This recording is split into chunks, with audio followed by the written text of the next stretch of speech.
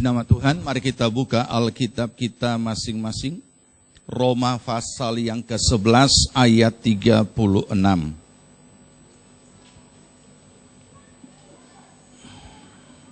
Roma pasal yang ke-11 ayat 36. Jika saudara sudah temukan, mari kita sama-sama membaca firman Tuhan.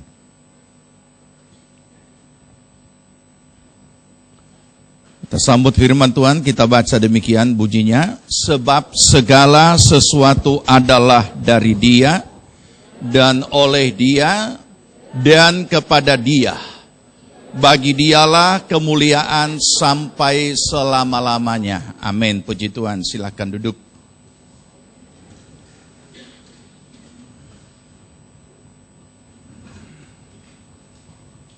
Kita masih fokus kepada Pesan Tuhan 2015 dari tema tahunan kita, dari ayat yang sudah kita baca yang disingkat dengan kalimat oleh karena Yesus.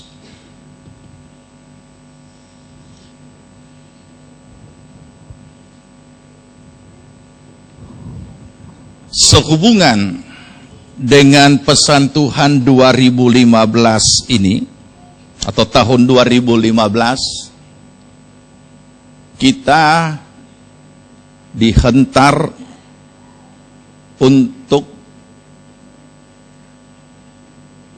pikiran kita, hati kita, dan seluruh keberadaan diri kita berpusat kepada segala sesuatu yang Yesus sudah kerjakan bagi kita semua. Sebab segala sesuatu adalah dari Dia, oleh Dia, dan kepada Dia. Bagi Dialah kemuliaan sampai selama-lamanya. Kata segala sesuatu dari kalimat ayat ini kami atau kita sudah pelajari. Dari Dia, oleh Dia, kepada Dia juga kita sudah pelajari. Dan juga bagi Dialah kemuliaan sampai selama-lamanya. Minggu yang lalu Pendeta Lea juga sudah mengungkapkan akan hal ini. Dan pagi hari ini kembali ayat ini datang kepada kita, dan itu setiap pesan Tuhan dalam setiap tahun. Biasanya sepanjang 1 bulan itu kita dibawa di dalam renungan yang semakin mendalam tentang apa yang menjadi pesan Tuhan. Dengan harapan itu tertanam, bertumbuh bagi kemuliaan Tuhan dalam bentuk kita melaksanakan apa yang Tuhan kehendaki kita lakukan sepanjang 1 tahun. Nah, saudara yang dikasihi Tuhan, sama juga seperti pagi hari ini. Dari ayat yang sudah kita belajar, sudah kita baca, kita akan belajar tentang satu kasus di dalam kehidupan Yakub, yang juga tidak berbeda dengan apa yang kita alami dalam kehidupan kita hari-hari. Jadi jika pesan Tuhan ini lebih menekankan kepada bagaimana kita memahami, mengerti, mendalami, menghayati segala sesuatu yang Tuhan sudah kerjakan bagi kita,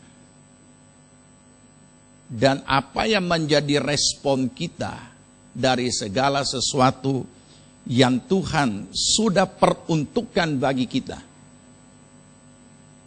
Olehnya mari kita buka Kejadian pasal 32. Kisah ini sebenarnya bukan hanya di Kejadian 32. Tetapi itu bersambung sampai 33. Saya kisahkan dulu sebelum kita baca beberapa ayat, karena tidak ada cukup waktu untuk membaca 2 pasal. Kita tahu siapa Yakub, siapa Esau. Dan kita juga dari sekolah minggu sudah tahu kisahnya, bahwa hak kesulungan dari Esau dijual kepada Yakub hanya dengan semangkuk sup. Kita juga tahu bahwa sejak saat itu ia lari dari kakaknya, dan juga Esau tidak dapat memiliki kembali hak kesulungan itu, sekalipun dengan air matanya, karena berkat hak kesulungan sudah ditimpakan kepada Yakub atau menjadi bahagian Yakub. Ia lari dari hadapan kakaknya dan cukup lama, sampai juga pada akhirnya setelah dia menikah, punya anak-anak, punya keluarga, punya harta benda dan lain sebagainya, datang kabar bahwa Yakub ada di depan di dalam suatu perjalanan. Dan Alkitab mengisahkan bahwa Yakub ada Esau di depan, dan Yakub sangat ketakutan. Saudaraku, mari kita buka Kejadian pasal 32. Di dalam ketakutannya dia mulai membagi pasukannya atau membagi rombongannya. Dia bagi menjadi 2 rombongan, dengan harapan kalau Yakub memusnahkan atau datang menyerang satu pasukan, masih tersisa 1 pasukan atau 1 rombongan. Ini kondisi real yang dia alami dalam kehidupannya sehari-hari. Dia sudah menjalani hidupnya sekian lama, dan juga sekaligus sudah menikmati berkat itu sekian lama, sampai ia menjadi besar, punya keluarga, punya anak-anak, dan juga punya harta benda kekayaan yang sedemikian banyak. Tetapi bukan berarti dengan segala semua yang ada itu tidak ada lagi problem. Kita membaca sampai di situ, kita sudah dapat pelajaran bahwa apapun segala sesuatu yang kita miliki bukan jawaban atas segala sesuatu juga yang kita hadapi. Memang kita punya akal, kita punya pikiran untuk mengelola segala sesuatu yang kita miliki, dan kita menemukan sepertinya ada hal-hal yang bisa dijawab dengan segala sesuatu yang kita miliki. Dan terbukti memang demikian. Mungkin karena terbukti memang demikian, sehingga banyak orang hatinya mulai berpaut kepada segala sesuatu yang dia miliki setelah itu sudah ada padanya. Beberapa minggu yang lalu saya sudah katakan, ada banyak orang yang menghujat Allah di tengah-tengah tekanan. Dan ada banyak orang yang lupa Tuhan ketika dia sudah berkelimpahan. Nah, jadi perlu kita pahami bahwa sekalipun kita melihat ada hal-hal yang dapat dijawab oleh apa yang ada pada kita, tapi semua itu ada batasnya. Semuanya itu terikat dengan hukum logika. Di luar daripada kemampuan analisa logika, tidak bisa lagi berbuat apa-apa. Jadi adalah logis dan lumrah secara manusia biasa. Kalau secara manusia lahiriah mengandalkan apa yang ada padanya untuk menyelesaikan sesuatu yang sedang dia hadapi. Tetapi ketika sesuatu yang dia hadapi itu melebihi kemampuan daripada analisa logikanya, maka segala sesuatu yang dimiliki juga tidak ada artinya dan bukan jawaban. Tadi kita nyanyian pengantar firman, ada satu kalimat yang berkata, Yesus adalah jawaban. Tetapi bagi orang-orang logika tidak akan mampu untuk menangkap dan memahami apa itu Yesus adalah jawaban. Karena ini juga adalah kalimat ungkapan.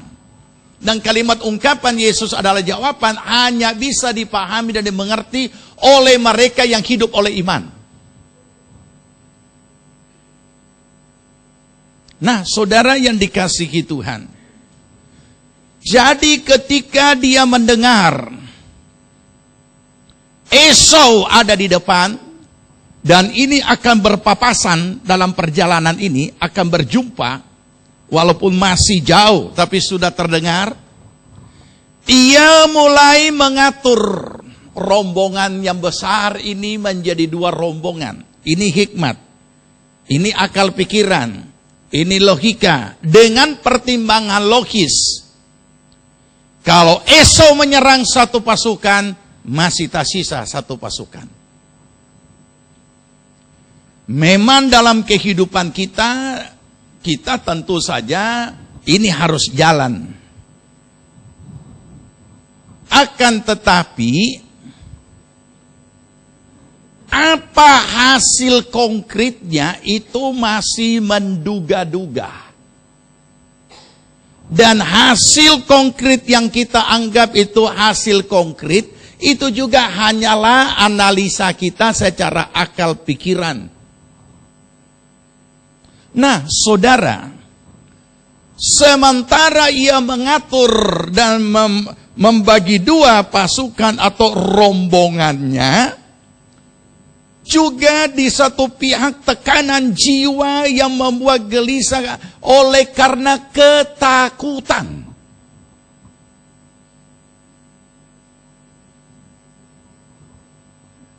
Kenapa ketakutan? Sebab belum ada pemberesan dengan Esau. Dia pernah tipu. Makanya Yakub itu artinya penipu. Mungkin tidak bagus pakai nama Yakub.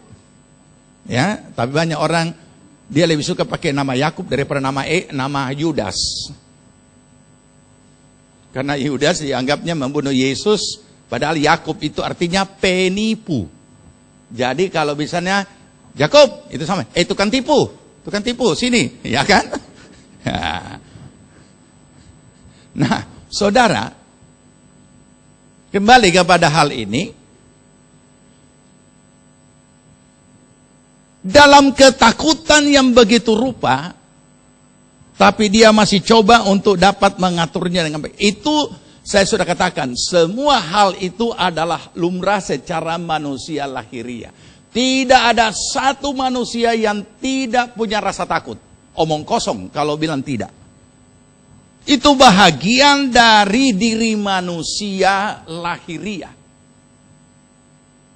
Nah, hanya mungkin ketakutannya beda-beda. Makanya itu ketakutan juga seringkali aneh. Ini takut dibunuh. Ada banyak orang tidak takut dibunuh tapi takut kecoa. Ini kan aneh. Hah? Badan besar hebat tapi takut kecoa. Ada yang takut cacing. Sebenarnya geli, bukan takut, tapi dia anggap itu takut. Dia bisa naik di atas meja. Kalau ada lebih tinggi lagi di atas lemari.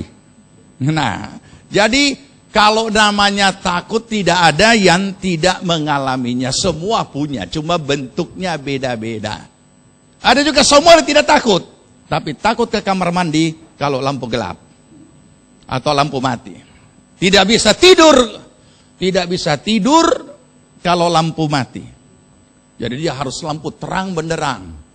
Dia menghadap ke atas, lampu sorot sama dia, matanya capek, lihat lampu akhirnya mengantuk, tidur. Jadi macam-macam keberadaan kita. Nah, apa yang akan kita pelajari di sini adalah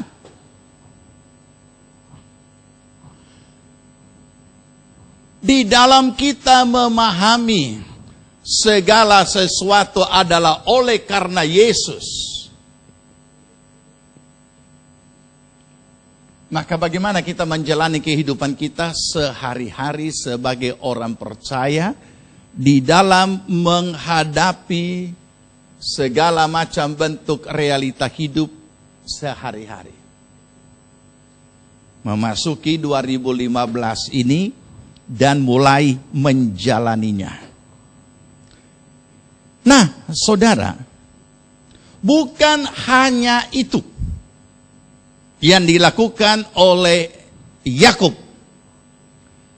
Bukan cuma membagi rombongannya, tapi mempersiapkan hadiah-hadiah yang banyak sekali untuk Esau. Ini juga logis. Karena ada banyak orang biasanya hatinya harus dilembutkan dulu sebelum ketemu. Dan biasa rupanya kalau kita baca-baca ini, untuk melembutkan hati orang, rupanya hadiah. Ya, hadiah. Maka dia lakukan semuanya. Itu hal-hal etis saja. Tetapi saudaraku, mari kita renungkan. Bukan kita tidak boleh memikirkan hal-hal etis. Bukan kita tidak boleh melakukan hal-hal yang etis. Itu juga lumrah bahagian dari kehidupan manusia dalam berinteraksi dan juga di dalam berkomunikasi satu dengan yang lain. Itu juga perlu. Tetapi saudara yang dikasihi Tuhan, di dalam mempersiapkan semuanya ini, jadi ini perlu keseimbangan ya. Yakub tidak hanya tinggal diam. Ini urusan horizontal, dia sudah urus semua. Kadang-kadang kita terbalik, kita urus vertikal, horizontal tidak. Kadang-kadang horizontal kita atur, vertikalnya tidak. Ini. Tetapi dia juga memahami bahwa ini adalah hanyalah bahagian daripada kehidupan etis.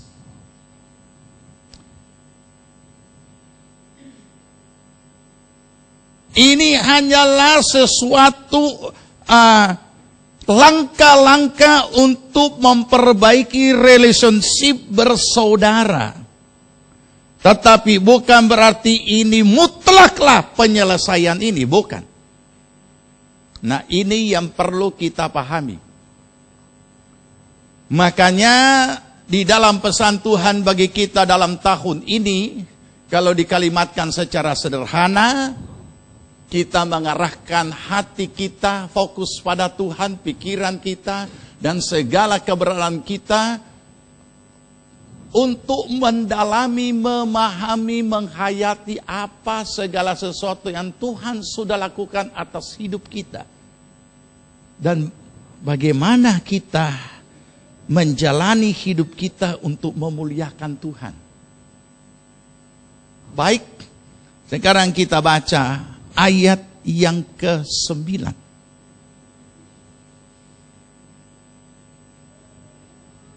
Atau baik ayat 7.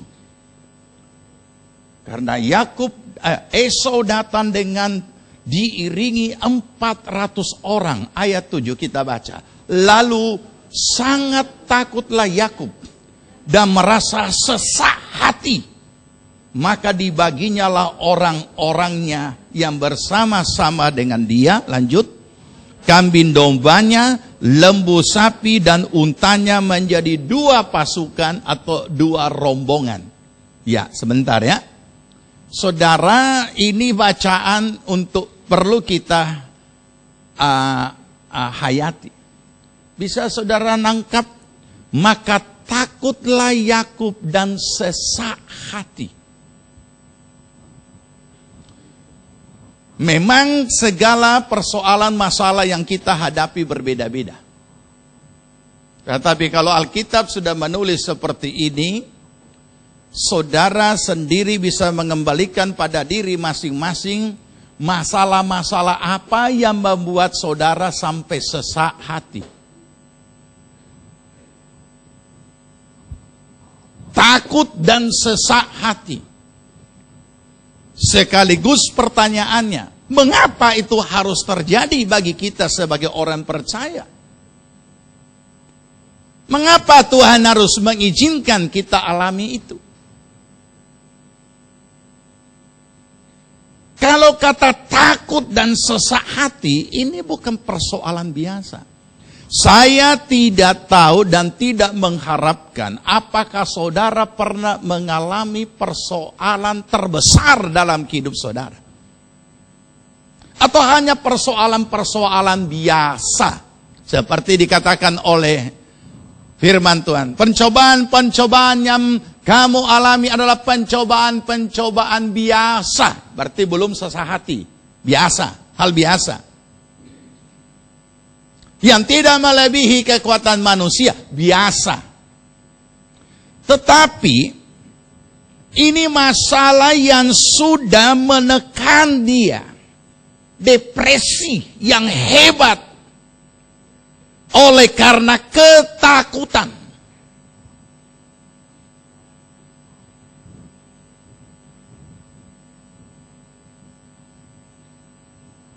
Dalam kondisi yang seperti ini,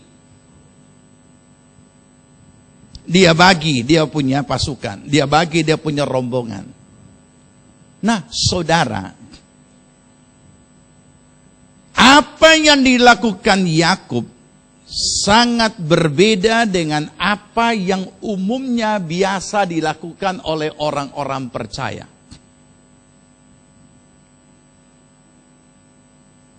Apa yang biasa kita lakukan? Beberapa minggu yang lalu saya sudah jelaskan bahwa Tuhan tidak pernah mau berurusan dengan urusan kita. Kalau Tuhan menolong kita bukan karena urusan kita, tapi karena diri kita. Nanti kita buktikan lagi dengan ayat ini. Kalau Tuhan sembuhkan saudara bukan karena penyakit saudara, tapi karena dia mencintai saudara sehingga dia sembuhkan. Kalau Tuhan menolong rumah tangga saudara yang hampir hancur, bukan karena persoalan rumah tangga saudara, maka Tuhan tolong. Tapi karena Tuhan mengasihi saudara, karena saudara dan saya adalah anaknya. Banyak orang yang salah paham akan hal ini. Awalnya kalimat yang saya sampaikan ini tidak dapat diterima oleh banyak orang. Karena ada beberapa lagu-lagu rohani yang kadangkala mungkin pengarangnya belum sampai mendalami dalam pengalaman-pengalaman iman atau secara teologis atau secara pemahaman firman.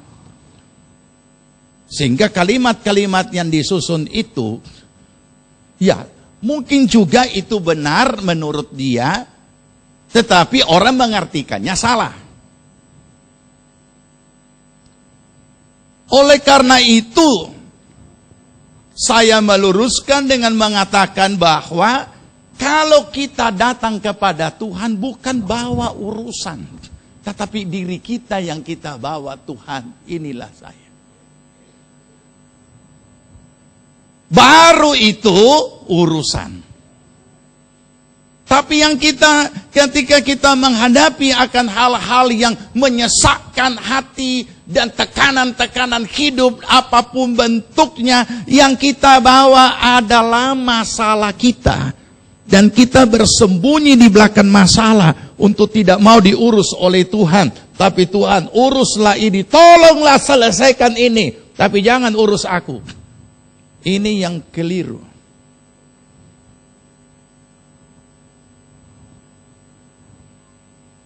Nyanyian-nyanyian mengatakan serahkanlah susahmu, serahkanlah khawatirmu. Sebenarnya kalimat itu kalau kita tidak dalami bahaya. Karena yang khawatir bukan persoalan, yang khawatir itu orangnya. Ya sama, nanti kita akan lihat seperti ini. Sementara. Jadi ketika Esau mengalami sesak hati oleh karena tekanan yang dia alami, yaitu Esau. Dia datang kepada Tuhan. Bukan hanya membawa masalahnya atau bersembunyi di belakang masalah. Tidak. Mari kita baca ayat 8. Sama-sama. Ini analisa logikanya. Sebab pikirnya, jika Esau datang menyerang pasukan yang satu, sehingga terpukul kalah, maka pasukan yang tinggal akan terluput. Artinya masih ada sisa satu. Reaksi unsur jiwani, yaitu pikiran, itu yang akan selalu secara alamiah meresponi setiap realita yang kita hadapi. Dan menganalisanya. Itu alamiah, lumrah. Tapi ada orang hanya sampai di situ. Yakob tidak. Sekarang ayat 9. Kemudian berkatalah Yakub, ya Allah nenekku Abraham dan Allah ayahku Ishak, ya Tuhan yang telah berfirman kepadaku, pulanglah ke negerimu serta kepada sanak saudaramu, dan aku akan berbuat baik kepadamu. Apa yang dia ingat? Saudara, gambarnya seperti ini. Tekanan di dalam dirinya masih ada. Ia tidak bersembunyi di belakang masalah. Ia datang dalam keadaan yang sangat tertekan. Tapi dia bukan datang membawa beban. Tapi dia datang kepada Tuhan dengan pertama-tama mengingat apa yang menjadi janji Tuhan di dalam firman-Nya.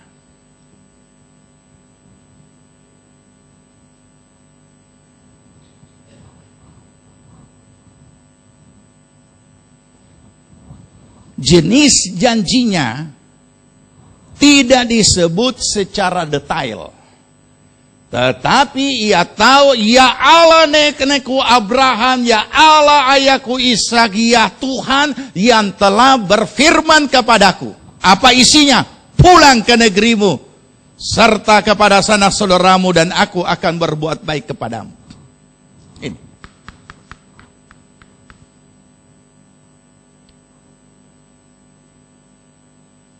Ada banyak orang terjebak dengan masalahnya sendiri, bahkan anehnya terjebak di hadirat Tuhan. Seharusnya penyelesaian di hadirat Tuhan karena Kristus adalah jawaban, tapi terjebak. Apa yang terjadi? Orang datang kepada Tuhan dengan membawa segudan masalahnya. Dan dia bersembunyi di balik masalah. Dan dia histeris. Meraung-raung, menjerit-jerit, berseru-seru. Kalimatnya memang kalimat rohani. Apa yang membuatnya menjerit, apa yang membuatnya berseru, apa yang membuatnya meraung-raung? Karena masalah yang terfokus kepada beratnya beban-beban pergumulan hidup. Dan karena dia sudah menjerit, sudah meraung, sudah berseru, sudah menangis, lega. Itu hanya proses jiwani, bukan proses iman. Semua orang kalau punya beban, sudah menjerit, sudah meraung, sudah menangis, paling tidak sudah keluar sebagian. Sudah selesai masalah? Tidak. Nah saudara, kita sebagai pembimbing rohani, apapun posisi kita, baik sebagai gembala, baik sebagai gembala sel dan lain sebagainya, ataupun yang membimbing orang dalam konseling, tidak boleh terjebak dengan orang-orang seperti ini. Kita harus menolong mereka justru supaya tidak seperti ini. Supaya jangan dia bersembunyi di balik masalah. Tetapi dia bawa dirinya dulu kepada Tuhan. Dan mengingat apa yang Tuhan katakan. Apa yang Tuhan sudah perbuat. Nah, dia tahu kalau mengatakan Allah Abraham. Kita tahu apa ikatan perjanjian Allah dengan Abraham. Allah Ishak ayahku. Kita tahu di dalamnya juga ada ikatan perjanjian antara Allah dengan Ishak. Jadi semuanya adalah janji firman. Jangan kita pernah mengada-ngada. Kalau kita tidak pernah mau mengikat iman kita dengan janji Tuhan. Atau hanya dengan perkataan suhesti dari para pendeta-pendeta yang berkhotbah dengan kalimat-kalimat positif. Kemudian kita coba ikat iman kita dengan perkataan-perkataan itu tidak ada gunanya. Yang harus kita ikat iman kita adalah dengan janji firman Allah. Kalau Allah tidak pernah menjanjikan, itu tidak pernah ada. Kalau Allah sudah pernah menjanjikan, maka itu ada. Oleh karena itu, di dalam kita menjalani hidup kita sebagai orang percaya, kita harus selalu menemukan terlebih dahulu apa janji Tuhan atas masalah yang sedang kita hadapi. Kemudian ikat iman kita dengan janji yang Tuhan sudah sediakan itu. Tetapi seringkali kita tidak punya kemampuan mengikat iman kita dengan janji firman Tuhan. Bagaimana caranya? Sederhana. Inilah kalimat doanya. Kita ulangi ayat 9. Kemudian berkatalah Yakub, ya Allah nenekku Abraham dan Allah ayahku Ishak, ya Tuhan yang telah berfirman kepadaku. Lanjut. Pulanglah ke negerimu serta kepada sanak saudaramu. Terus ada isi ikatan perjanjian. Apa isinya? Aku akan berbuat baik kepadamu. Apa yang sedang dialami sebagai realita? Lagi tidak baik. Oleh karena tekanan. Depresi yang sangat. Nah, di saat yang seperti ini, dia ingat apa yang menjadi janji firman Allah. Baik kepada neneknya Abraham, baik kepada ayahnya yaitu Ishak, dan pada dirinya sendiri. Yaitu ada janji perbuatan baik yang Allah akan lakukan. Sedangkan dia hadapi sekarang tidak baik. Dia tidak datang hanya tabrak-tabrak Tuhan. Tidak. Nah, saudara, bukan hanya itu. Tetapi dari perjanjian yang dia tahu ini, dia harus mengikat imannya dengan perjanjian itu. Nah, ini seringkali yang kita tidak bisa lakukan. Atau banyak orang percaya tidak bisa lakukan. Walaupun dia katakan dia percaya. Nah, bagaimana caranya kita mengikat iman kita dengan perjanjian yang kita tahu ada sudah dijanjikan oleh Tuhan, ada tertulis. Apa sebabnya seringkali sulit untuk kita lakukan? Karena segala sesuatu tentang keberadaan kita sudah tersita dengan tekanan itu. Saya tidak mengharapkan ada orang yang mengalami tekanan sampai sesak hati. Tetapi ketahuilah, kalau orang sudah mendapat tekanan hidup sampai sesak hati, kadangkala sudah putus asa, tak berdaya lagi. Nah, ini yang harus dikuasai. Bahkan seringkali, ya sama seperti yang saya jelaskan, seringkali malah kita bisa memusuhi Tuhan. Karena kenapa harus mengalami ini? Nah, inilah jalan keluarnya. Ayat 10.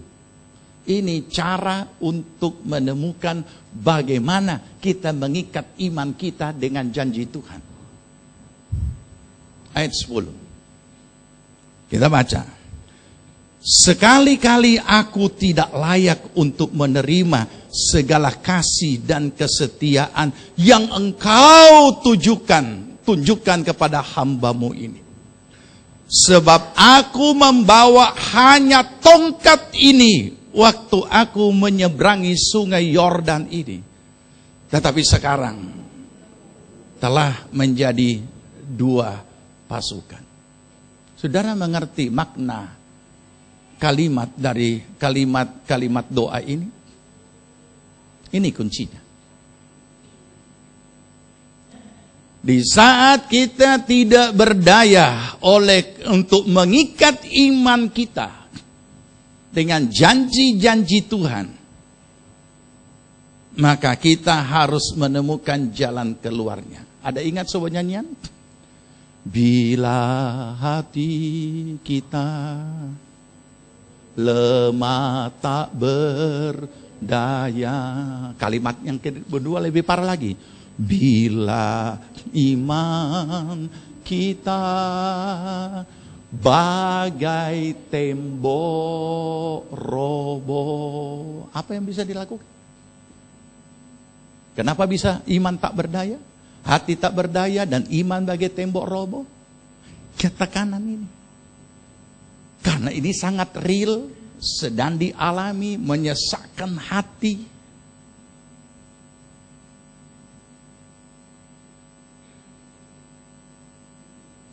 Saudara, kalau kita baca dengan teliti, kita temukan itu di sini.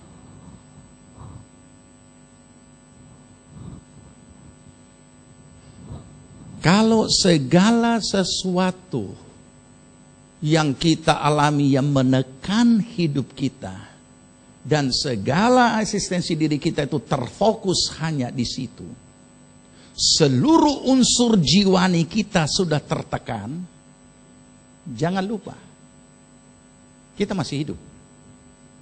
Jangan lupa ada bahagian dari dalam diri kita yang namanya roh. Roh kita tidak boleh hanya kita pakai bernafas, tetapi kita harus berusaha roh kita mencari Tuhan.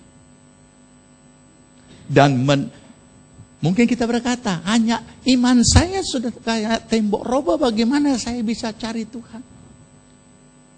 Gampang. Temukan Tuhan di dalam diri kita. Mungkin saudara berkata, bagaimana saya menemukan Tuhan di dalam diri saya? Sederhana.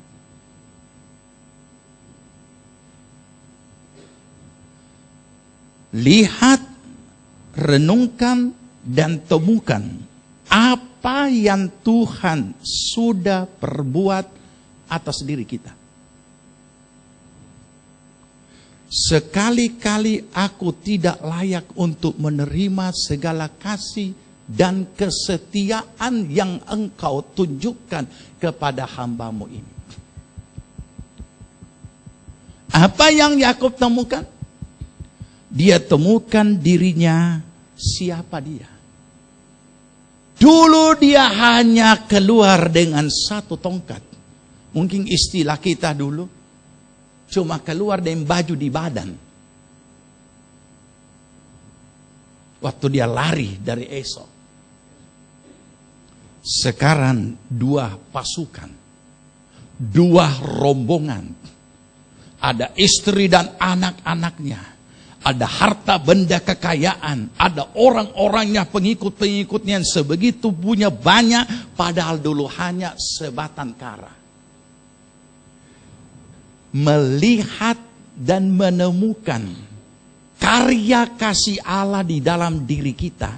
Itu yang akan membuat kita punya kemampuan mengikat iman kita dengan janji Allah, walaupun iman itu sudah seperti tembok roboh yang tidak berdaya.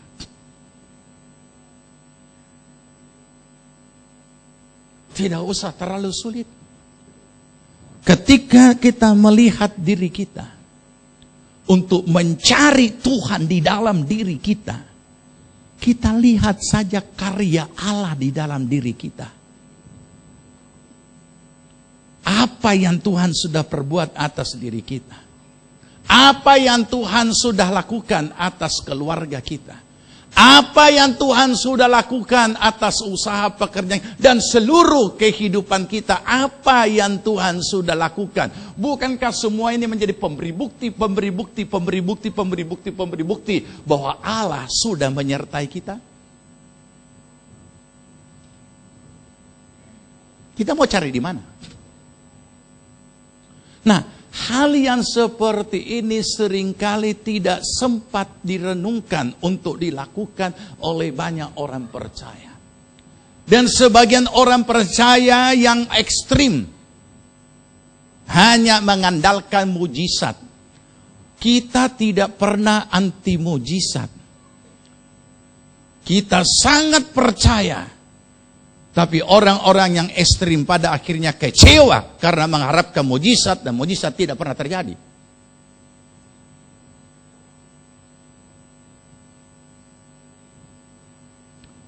Waktu penataran pelentuan saya sudah sempat katakan kan, mungkin perlu saya bagikan. Saya ketemu sharing dengan seorang hamba Tuhan. Dia sempat mengadakan pelayanan rohani bagi keluarga korban AirAsia. Karena ada 41 orang di AirAsia itu adalah jemaatnya. Dia berkata sangat sulit mengadakan pelayanan rohani. Sangat sensitif.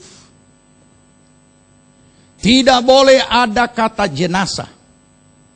Tidak boleh ada kata turut berduka cita. Mereka marah. Kami sangat prihatin dan turut berduka atas kejadian ini. Oh, marah mereka, keluarga itu. Apalagi di dalam kalimat doa, Tuhan tolong supaya tim SAR dapat menemukan jenazah-jenazah yang entahkah. Marah mereka. Kenapa mereka marah? Karena kalau kita katakan jenazah, berarti keluarganya sudah dianggap mati. Sedangkan mereka berpengharapan ada mujizat. Tuhan bisa melakukan mujizat. Kalau kita mengatakan turut berduka cita, berarti menganggap keluarganya sudah mati. Tapi itu juga satu pengalaman pelayanan. Makanya kita memang harus hati-hati dengan ini mulut. Ya, walaupun kita tahu bahwa yang meninggal itu masuk surga, kan tidak mungkin kita katakan selamat bersuka cita karena mama saudara di sorga. Itu nanti di sorga baru kita boleh mengatakan demikian. Di dunia jangan dikeroyok orang, keroyok keluarga yang berduka cita. Nah, ini contoh. Salahkah kita mengharapkan mujizat? Tidak. Bolehkah kita tetap mengimani ada mujizat? Boleh saja. Tapi kita juga harus siap untuk menerima ketika tidak terjadi apa-apa. Dan ternyata yang kita temukan adalah jenazah. Kenapa? Karena setiap kali kita berhadapan dengan kedaulatan Tuhan, tidak ada doa puasa apapun yang ampuh yang boleh merubah kedaulatan Tuhan. Itu hak mutlak daripada Tuhan. Apa dia mau lakukan, dia lakukan. Doa bisa jadi jawaban atas segala sesuatu. Tapi kedaulatan Tuhan tidak bisa disentuh dengan cara apapun. Jadi kita harus tahu mana kemahakuasaan Tuhan, mana kedaulatannya, kita harus bisa bedakan. Mana mujizat yang Tuhan bisa lakukan, dan mana kedaulatan ketika dia tidak mau lakukan. Itu kita harus mengerti. Itu sebabnya ingat kalimat di Bukit Doa. Ada kalimat yang dipasang di sana. Menyerah di dalam kedaulatan Tuhan tidak semudah yang kita pikirkan, namun lebih indah daripada yang kita duga. Tidak ada jalan lain, saudaraku, selain menyerah. Nah, kembali kepada Yakub. Ketika dia dalam kesesakan diri, secara alamiah, secara manusia lahiriah, dia memang merasakan itu sangat berat.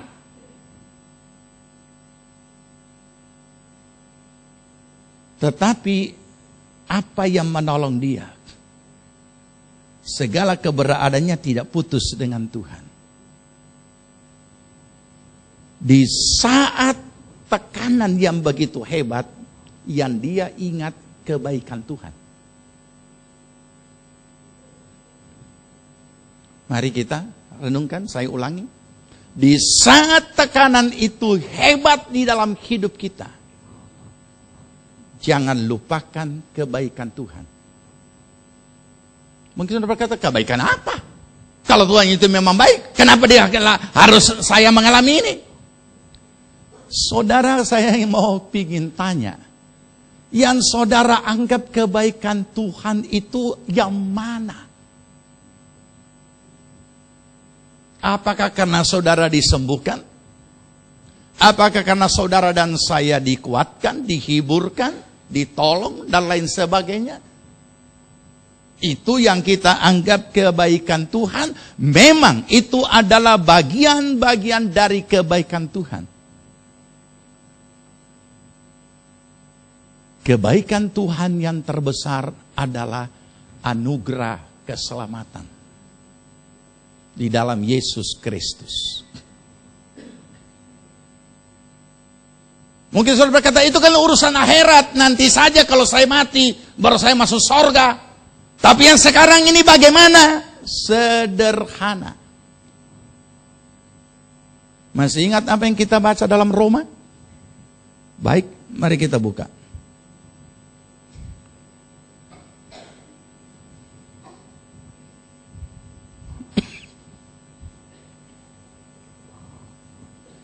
Roma pasal 8 ayat 32.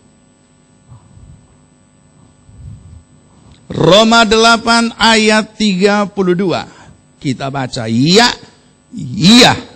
yaitu Bapa di sorga, yang tidak menyayangkan anaknya sendiri, yaitu Yesus, tetapi menyerahkannya bagi kita semua.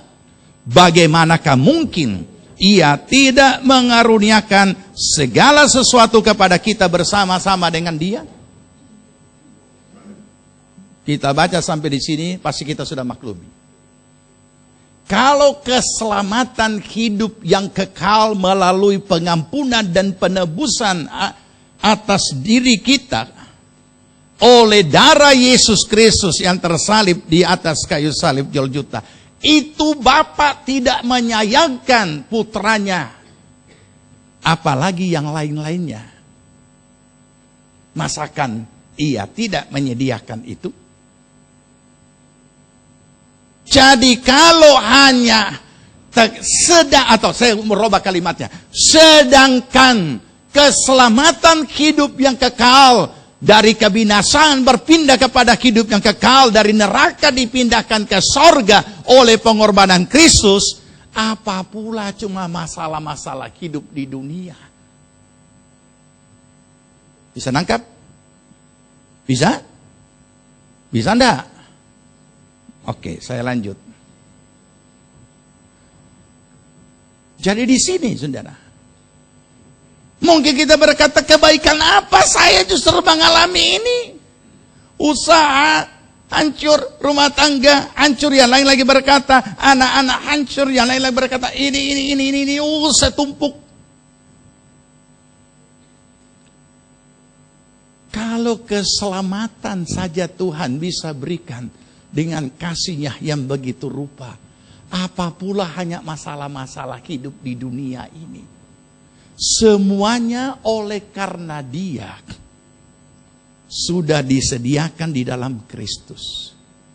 Jadi saudara, inilah yang menolong kita untuk bisa berusaha mengikatkan iman kita kepada janji Allah. Jangan lupa kasih Allah atas hidup kita. Masih ingat yang tempo dulu? Ku takkan lupa.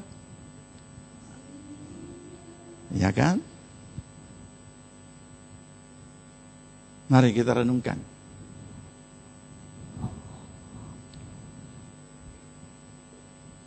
Yakub tertekan. Tetapi di saat dia tertekan, dia ingat apa yang Tuhan sudah lakukan atas hidupnya. Dan dia menemukan karya Allah atas dirinya lebih besar daripada persoalan hanya menghadapi seorang Esau.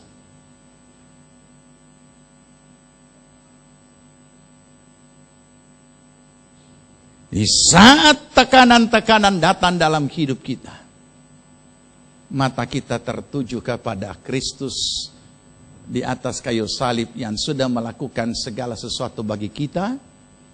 Selain keselamatan hidup yang kekal, segala sesuatunya menyertai di dalamnya, kata firman Tuhan. Itu yang akan membuat iman kita mulai bekerja. Itu yang membuat iman kita mulai ikatannya semakin kuat kepada janji Allah. Semakin kuat, dan semakin kuat. Aku tidak layak Tuhan menerima segala kasih dan kesetiaan. Apalagi kalau berbicara kasih dan kesetiaan, itu akan menyentuh diri kita sendiri. Karena kalau kita bicara kasih dan kesetiaan Tuhan, tidak ada apa-apanya kita ini. Tidak ada apa-apanya, dan bahkan kita tidak punya hak menuntut apapun.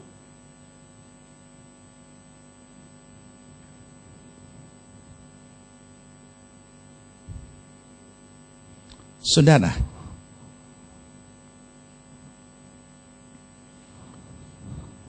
pemazmur juga pernah mengalami ini.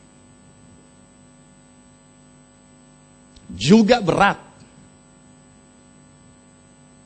Masing-masing mengalami tekanan yang begitu rupa walaupun berbeda. Air mataku menjadi makananku setiap hari.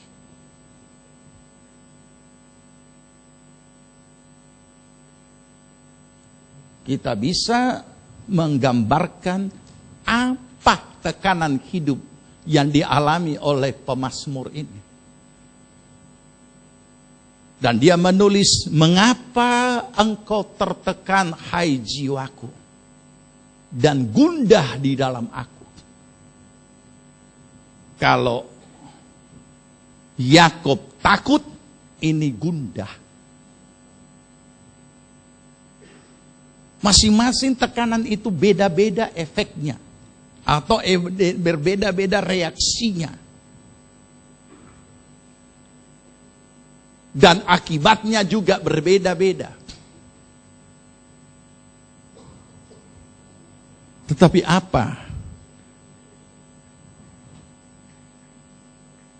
yang dilakukan oleh pemazmur?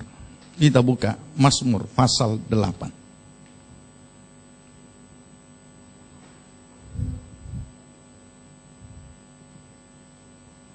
Pasal 8.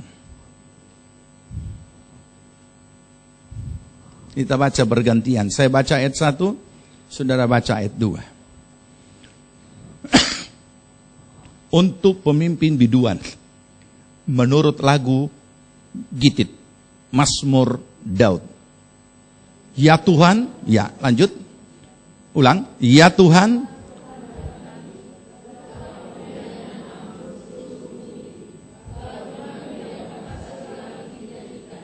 dari mulut bayi-bayi dan anak-anak yang menyusu, telah kau letakkan dasar kekuatan karena lawanmu untuk membungkamkan musuh dan pendendam.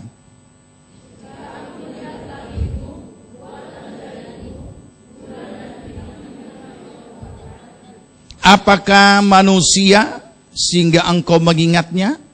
Apakah anak manusia sehingga engkau mengindahkannya?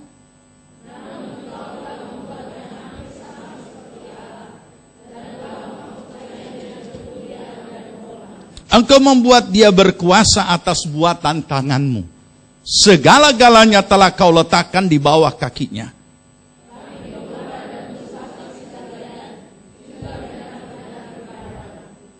Burung-burung di udara dan ikan-ikan di laut dan apa yang melintasi arus lautan. Ya Tuhan, Tuhan kami, betapa mulianya namamu di seluruh bumi. Apa yang pemazmur temukan atas dirinya? Dia bukan hanya menemukan dirinya manusia itu siapa sebenarnya, tapi juga boleh menemukan Allah dengan melihat ciptaannya. Saudara, Tuhan ada di mana-mana karena Tuhan Maha hadir. Ia tidak pernah meninggalkan buatan tangannya. Dan saudara dan saya adalah makhluk ciptaan yang termulia.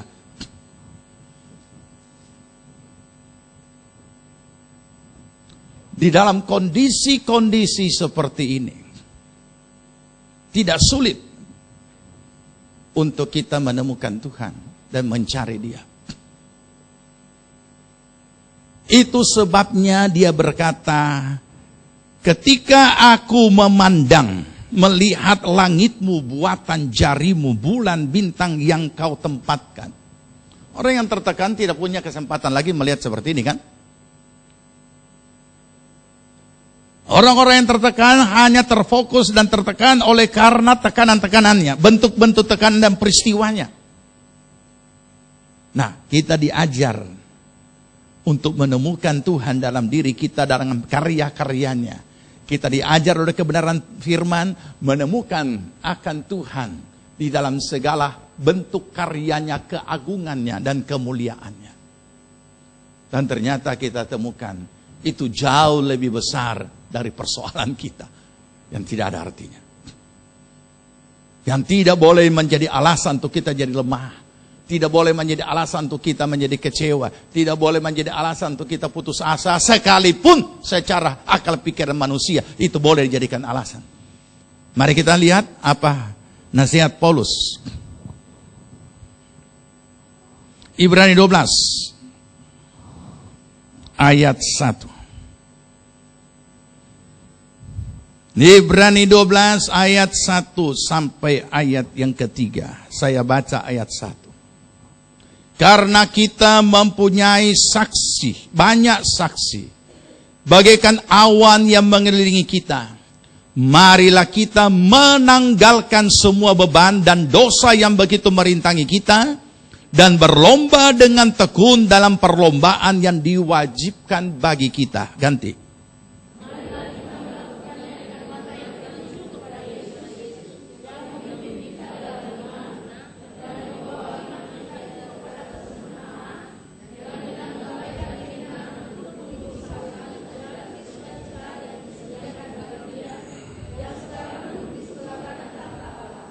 Ingatlah selalu akan Dia yang tekun menanggung bantahan yang sehebat itu terhadap dirinya dari pihak orang-orang berdosa, supaya jangan kamu menjadi lemah dan putus asa.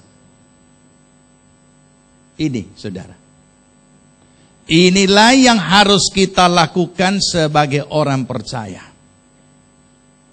Kalau di dalam perjanjian lama, Yakub menemukan karya Allah dalam dirinya. Pemazmur menemukan karya Allah di dalam alam ciptaannya. Kita yang hidup di dalam anugerah Allah oleh karena Yesus Kristus. Dikatakan, marilah kita dengan mata yang tertuju kepada Kristus di atas kayu salib, yang memimpin iman kita ke dalam kesempurnaan, melakukan semua itu dengan mata yang tertuju kepada Kristus.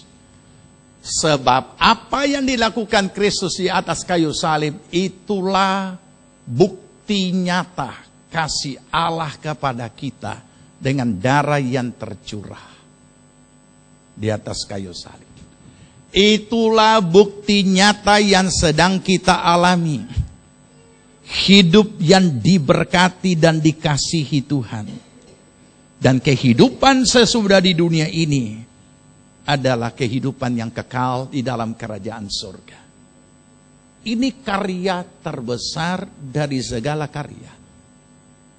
Jadi apapun yang kita alami, katakan, pandang kepada Kristus. Supaya kamu tidak putus asa.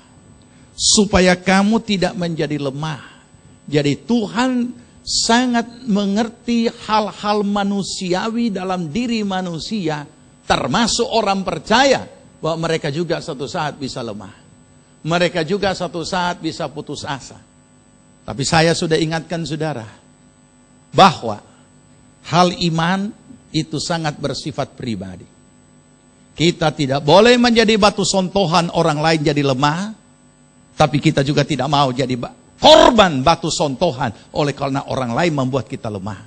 Karena Tuhan tidak berurusan dengan orang lain, Tuhan berurusan dengan diri kita pribadi masing-masing. Ini. Jadi biar setiap kita pribadi selalu melihat, menangkap, memahami, menghayati Kristus sudah melakukan semuanya untuk itu. Dan apa yang kita alami belum ada apa-apanya. Kalau kita baca ayat berikutnya mengatakan, di dalam hal melawan dosa kamu belum sampai mengeluarkan darah.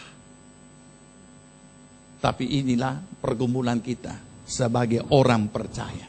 Nah, apakah ini hanya sekedar sebagai pengetahuan bagi Yakub, pengetahuan bagi pemazmur? Tidak. Tapi ini adalah satu hal yang real, yang dia alami, sekaligus juga respon yang dia lakukan sebagai wujud nyata dalam hidupnya sebagai hamba Allah, sebagai orang yang memiliki Allah dalam hidupnya. Jika Yakub adalah keluar dengan satu tongkat, dan sekarang sudah menjadi dua rombongan besar, berarti sudah banyak yang dia sudah peroleh. Juga tidak berbeda dengan pemazmur, yang Tuhan angkat dari belakang kambing domba yang hanya beberapa ekor.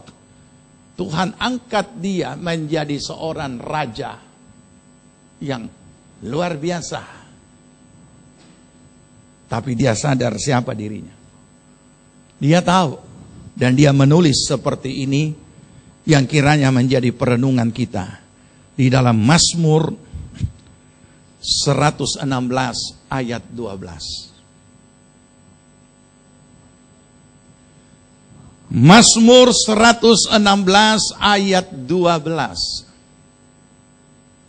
Kita baca. Sudah dapat? Mazmur 116 ayat 12. 2, 3. Bagaimana akan kubalas kepada Tuhan segala kebajikannya kepadaku. Ini. Kalau terjemahan lain berkata begini, apakah yang dapat kupersembahkan kepada Tuhan untuk membalas segala kebajikannya akan daku? Kita memang tidak bisa balas. Tapi bukan berarti karena kita tidak bisa balas, kemudian kita tidak berbuat apa-apa dan tidak ada respon atas apa yang sudah kita alami dari Tuhan. Pemazmur juga bukan mempunyai kemampuan untuk membalasnya karena sekarang dia sudah kaya, sudah jadi raja, juga tidak. Tetapi ini menunjukkan bagaimana pribadi seseorang yang sudah dilawat Tuhan, sudah dijamah Tuhan, sudah diubahkan, dan sudah diberkati Tuhan. Bagaimana dia harus bukan cuma aktif, tapi proaktif terhadap apa yang dia sudah alami. Cinta Tuhan.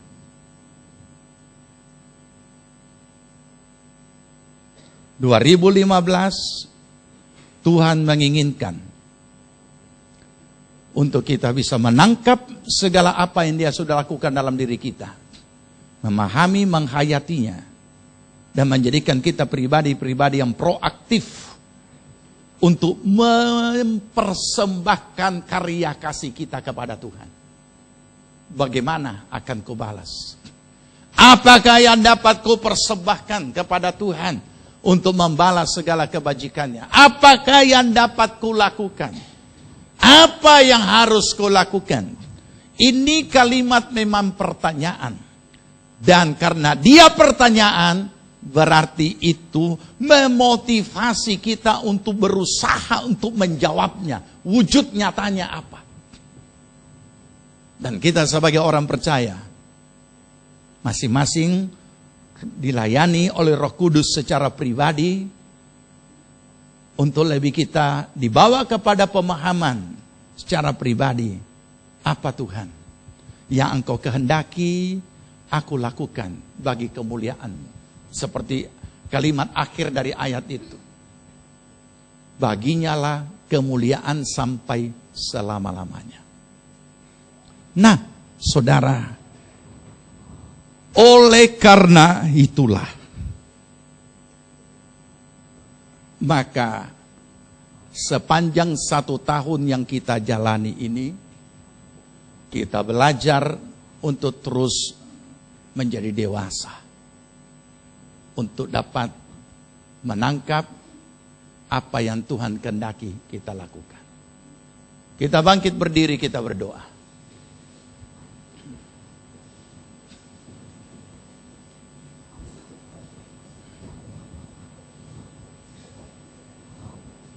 Saya ajak saudara sama-sama kita nyanyikan Ku tak lupakan kasih setia Tuhan dan kebaikannya. Ya.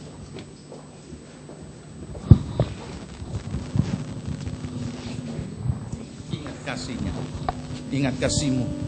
Ya.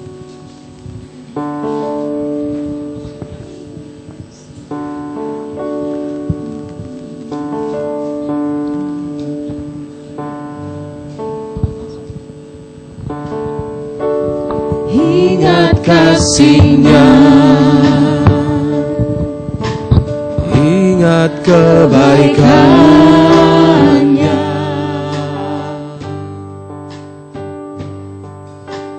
dan anugerah-Nya selamatkanku.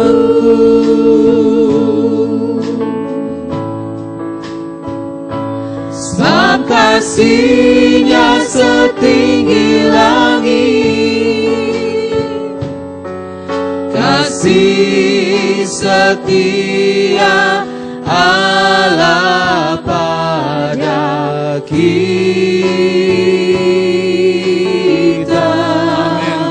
Amin. Besar kasih Allah pada kita.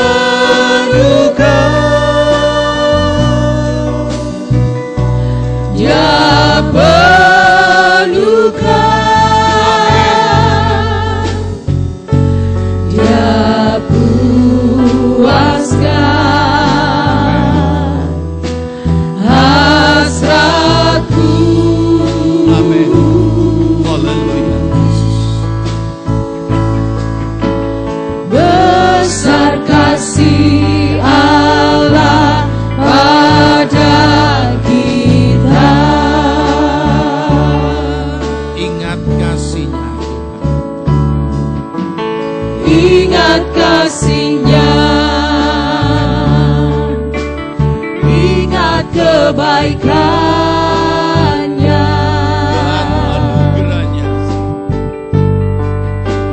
dan anugerah-Nya. Selamatkanku,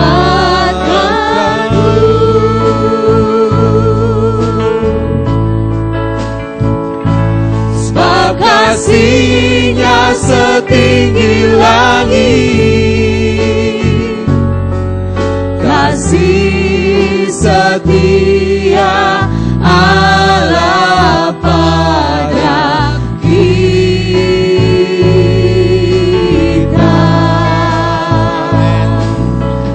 Besar kasih Allah pada kita. Amin Yesus. Ku takkan lupa kasih-Nya. Terima kasih Tuhan. Ku takkan lupa Amin. Amin. anugerah-Nya.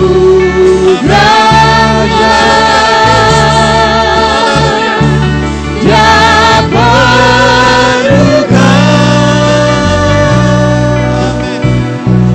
Dia penuhkan, Dia puaskan hasratku.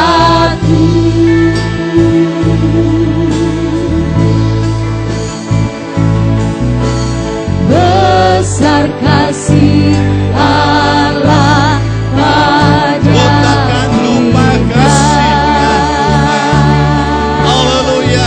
Ku takkan lupa kasih-Mu Tuhan. Ku takkan lupa kasih-Nya. Amin. Haleluya. Yesus. Ku takkan Penuh syukur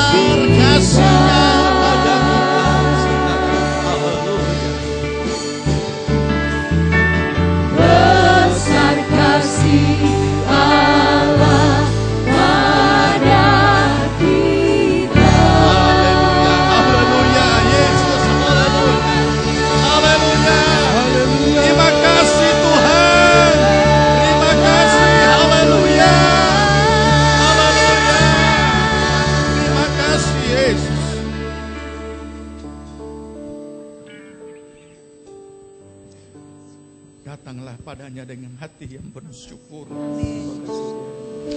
Raya Alamasyara Batakan Namanya Batakan. Bersyukurlah, bersyukurlah, sampaikan syukurmu saudara, naikkan syukur di hadiratnya. Haleluya, haleluya Yesus. Terima kasih Tuhan, terima kasih, terima kasih Yesus. Naikkan syukur, bawalah persembahan syukur ke hadirat.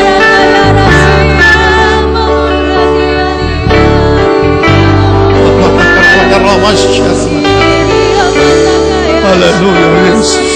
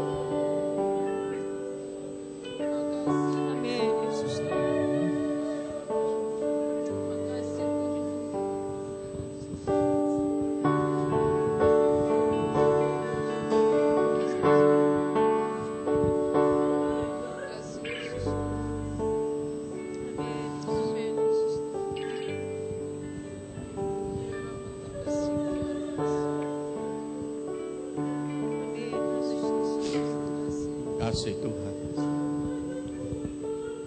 Makasih Yesus.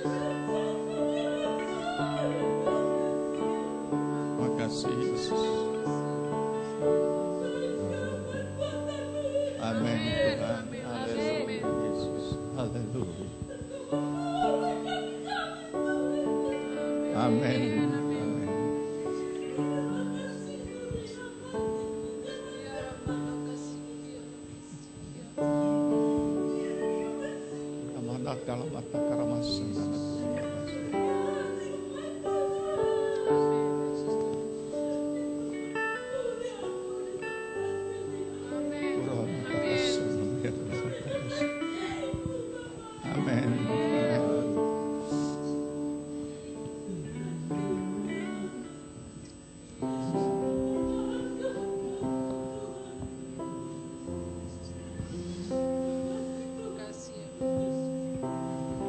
Kasih Allahku sungguh telah terbukti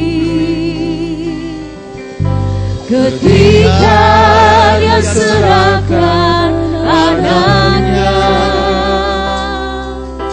Kasih Allah mau berkorban bagi kau dan aku.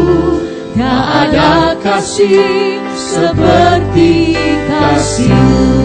kasih Allahku, kasih Allahku sungguh telah terbukti ketika Dia serahkan anaknya.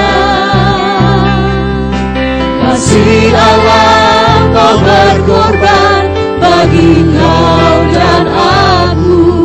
Tak ada kasih seperti kasih-Mu.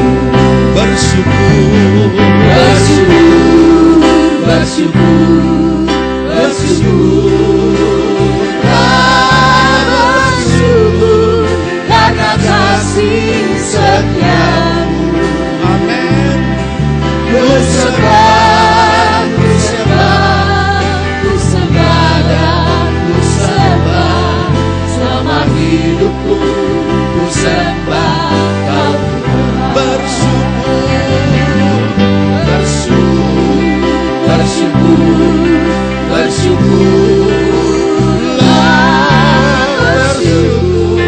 karena kasih setia-Mu. Amin. Ku sembah, ku sembah, ku sembah dan ku sembah selama hidupku. Ku sembah Kau Selama Tuhan. hidupku, Selama hidupku ku sembah Kau Tuhan. Selama hidupku ku sembah Kau Tuhan.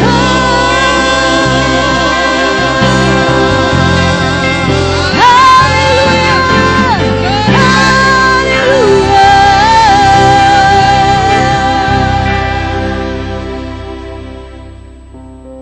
kami boleh berdiri di hadirat-Mu Tuhan, karena Engkau sudah menjadikan kami pemberi bukti daripada kasih-Mu yang telah Engkau nyatakan di dalam kehidupan kami. Roh Kudus, Engkau Roh penolong yang diutus untuk menolong kami. Tolonglah kami untuk kami juga dapat memberi bukti bahwa kami mengasihi Bapa di sorga. Terima kasih, mampukan kami untuk mempersembahkan karya-karya kasih kami kepada Bapa di sorga. Terima kasih Tuhan, kami mengucap syukur. Engkau tilik segala keberadaan jemaat-Mu. Kami percaya Tuhan kehadiran-Mu sudah melawat kami. Amin. Dan sudah menjamah kami semua. Amin. Jamahan Tuhan adalah jawaban bagi kami. Amin. Kami boleh pulang dengan sukacita surgawi. Amin. Dan kami boleh pulang melihat bahwa Allah telah lebih dulu bekerja. Amin. Terpujilah nama Tuhan. Terima kasih Tuhan. Terpuji nama-Mu. Berkati seluruh jemaat Tuhan. Dan sebelum kami akhiri ibadah kami mau menyatakan kasih kami kepadamu dengan apa yang akan kami persembahkan. Sucikan hati pikiran kami Tuhan, agar apa yang kami persembahkan kami lakukan dari hati yang mengasihi Tuhan, sehingga kami diberkati Tuhan berlipat ganda. Dalam nama Tuhan Yesus kami berdoa mengucap syukur. Amin. Silakan duduk jemaat Tuhan, kita akan bawa persembahan kita dan kita nyanyikan kembali pujian tadi, kasih Allahku sungguh telah terbukti.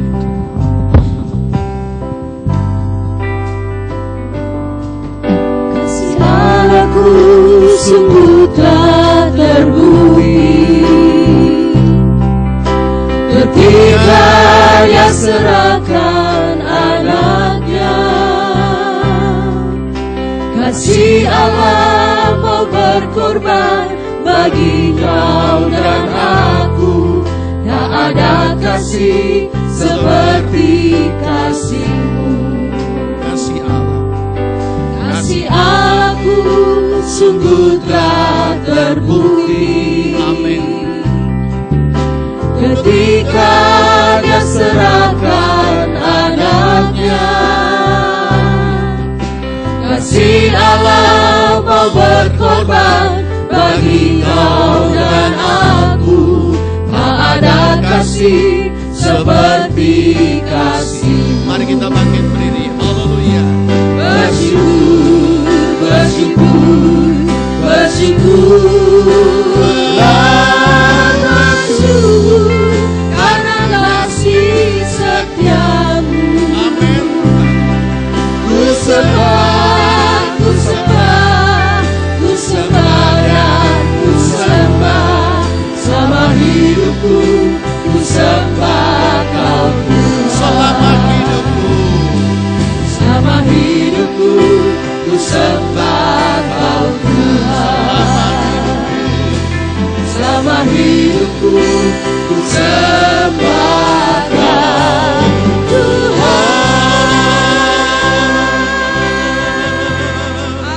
haleluya.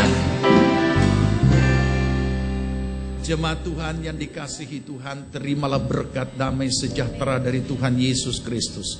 Kecintaan Allah Bapa dan dalam persekutuan Roh-Nya yang kudus adalah kiranya tinggal menyertai kita sekalian. Dibuatnya kita hidup bijaksana, sehingga berhasillah segala apa yang kita kerjakan sampai berkelimpahan dari sekarang sampai Tuhan Yesus datang kembali. Amin. Puji nama Tuhan, silakan bersaat teduh sejenak sebelum kita pulang. Tuhan Yesus memberkati.